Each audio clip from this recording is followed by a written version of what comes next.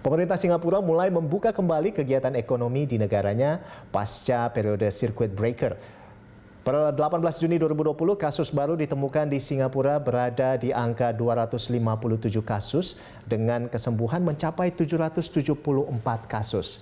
Bagaimana KBRI Singapura menanggapi hal ini dan adakah hambatan yang dihadapi WNI di sana? Kita akan tanyakan langsung dengan Duta Besar Luar Biasa dan Berkuasa Penuh Indonesia untuk Singapura, Igede Ngurah Swajaya. Selamat sore Pak Ngurah Swajaya. Selamat sore, apa kabar? Luar biasa, sehat Pak. Pak Ngurah Swajaya, nah ini pemerintah Singapura ini mulai membuka kembali kegiatan ekonomi di fase kedua ya pasca periode circuit breaker. Nah ini bagaimana KBRI menanggapi hal ini Pak? Saya kira kita tetap menghimbau kepada rekan-rekan kita WNI di sini, meskipun sudah dibuka, tapi itu juga masih terbatas. Kita tetap meminta rekan-rekan WNI di Singapura untuk mentaati aturan-aturan terkait dengan physical distancing, terkait dengan higienis, dan juga terkait dengan penggunaan masker. Dan juga pembukaan ini juga disertai dengan pembatasan-pembatasan, misalnya di restoran tidak boleh lebih dari 5 orang. Jadi ini tetap harus menjadi panduan bagi kita, karena ini juga bagi keamanan kita semua. Baik Pak. Nah ini hingga 18 Juni 2020 setidaknya ini penurunan kasus terus terjadi ya. Total ada 257 kasus baru dengan zero imported cases. Nah ini adakah sejauh ini WNI yang terinfeksi atau ya positif COVID-19 di Singapura Pak?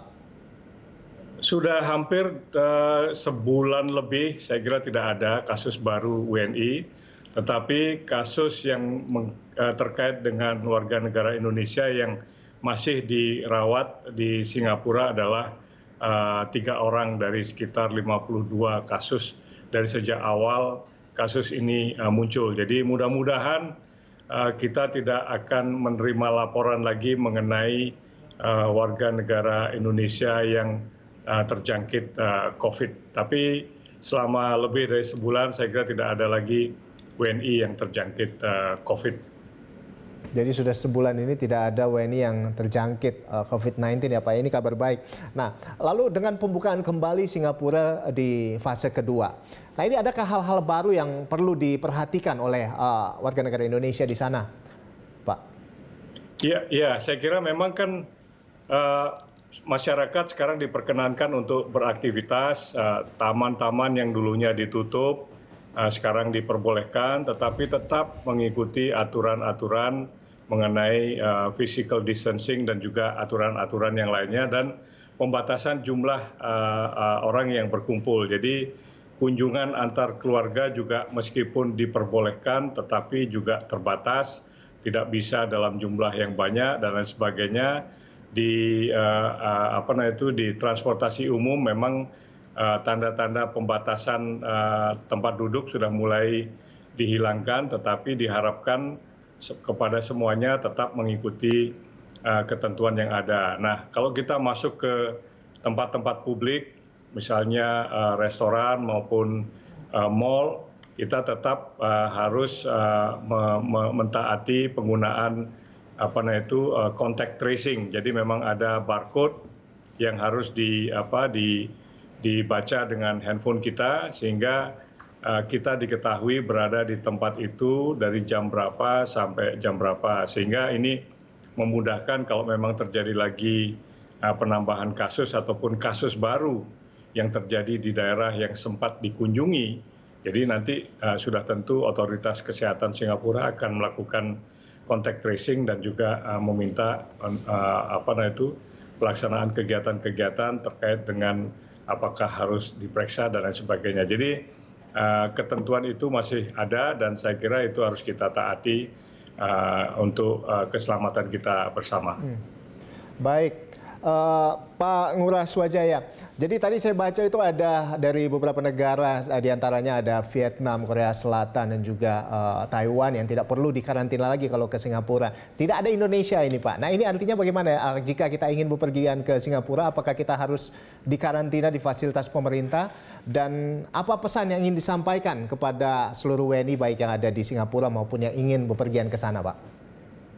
Jadi harus difahami dulu Mas bahwa untuk short term traveler masih belum dibuka untuk semua warga negara kecuali berdasarkan atas pengaturan yang mereka buat secara bilateral Singapura dengan RRT, itu pun hanya untuk essential business trips dan itu dibatasi, dan ada juga aplikasi dan persetujuan serta prosedur-prosedur kesehatan yang dilakukan. Jadi untuk semua short term visitor untuk semua negara belum dibuka. Nah, yang sekarang diperbolehkan saya kira memang semua warga negara Singapura yang kembali ke Singapura ataupun warga negara asing yang memiliki status sebagai permanent resident akan kembali ke Singapura, ataupun warga negara asing yang memiliki long term pass.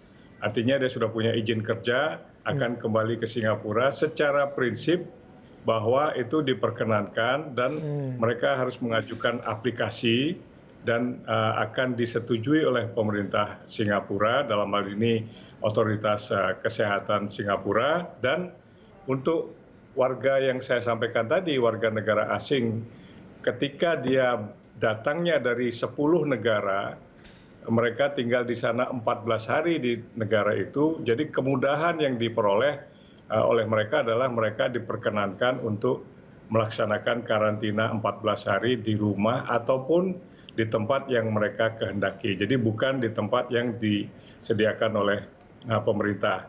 Tapi untuk semuanya, beberapa hari sebelum karantina 14 hari, mereka juga harus melaksanakan tes PCR untuk mengetahui bahwa mereka adalah negatif COVID. Jadi hal ini akan terus diperbaharui oleh pemerintah Singapura berdasarkan atas asesmen mereka mengenai kondisi COVID terkait dengan negara-negara yang sekarang terbatas 10 negara. Jadi saya kira itu yang mereka sampaikan, dan mereka juga menyampaikan bahwa akan ada evaluasi secara reguler sambil melihat kondisi yang terjadi di berbagai negara. Baik, terima kasih Duta Besar Republik Indonesia untuk Singapura, Bapak Igede Ngurah Swajaya, sudah bergabung bersama kami di Prime Time kali ini. Selamat sore Pak, terima kasih. Salam buat warga Indonesia yang ada di sana. Salam sehat.